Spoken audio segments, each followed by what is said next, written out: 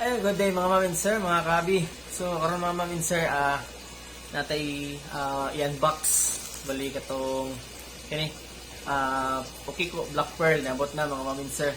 So, tong i-unbox karon mga mamin sir no. Medyo sakit pa to ang mga bagtak o gining dili sa may paa dapit. Tungod sa ato ang dagan na 21K no. So, congratulations sa mga participants o sa mga winners and congratulations sa sa Spectrum Dash nga mga organizers. Salamat o sa sunod na pod. So yun mga mamin sir, pambrihan.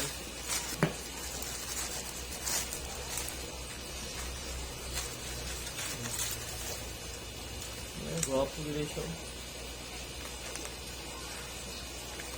Okiko Black Pearl Maximum Red and Head Formula, faster color enhancer within 7 days.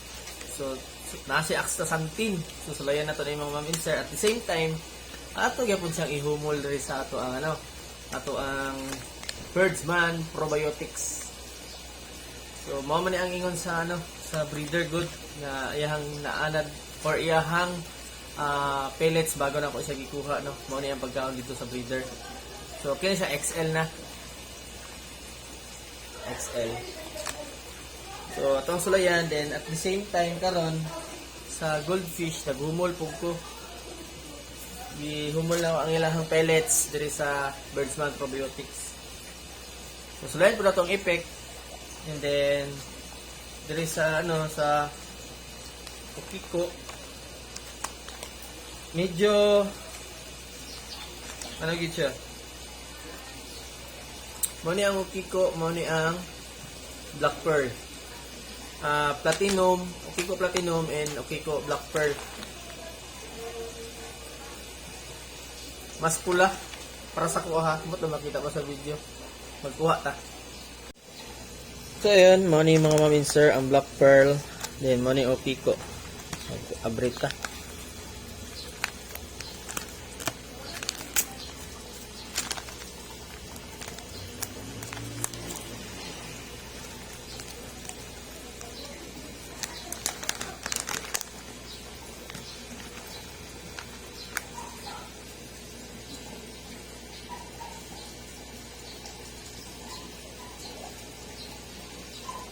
Mo ni ang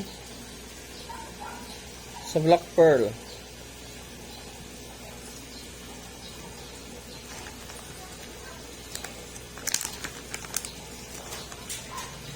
Medyo luspad yun siya. Mo ni sa Okiko.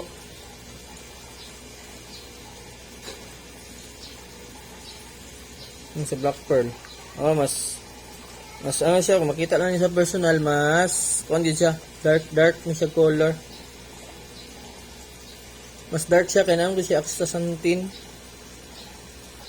Luspad, medyo dark. So, tara, pakaunta, tapos ano, ihumol. So, ayan, maghumol sa ta. Humol taog, mga naghanon lang na ako siya gumol kaya hantod ba ninyang hapon, tapos ako rapod siyang i-ref pagkahuman. For example, mahuman akong pakaon 3 to 5 pellets, then ako na po na siyang takluban, balik na po na ako sa ref, then pakaon na po ko niyang udto.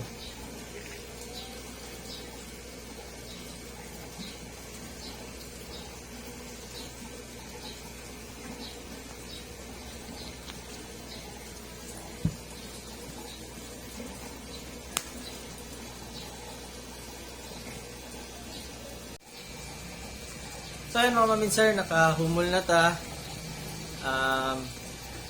Magkuha na ko diri og 5 para karong buntag, then unya na pong udto, then unya na pong hapon. Then after na ko mahuman og pakaon, ako na pong i-ref.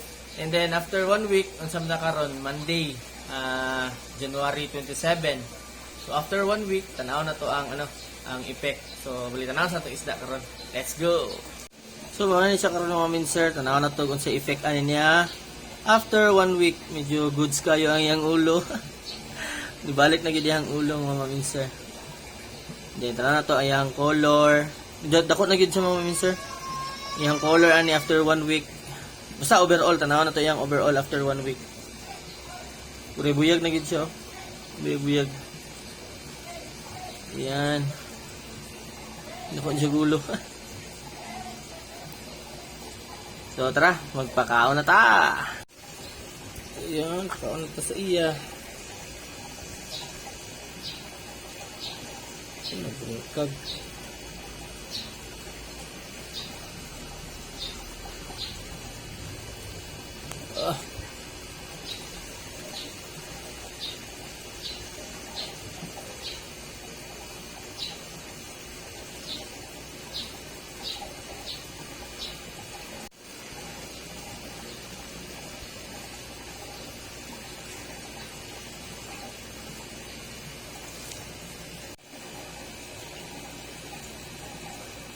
Last nga pellets.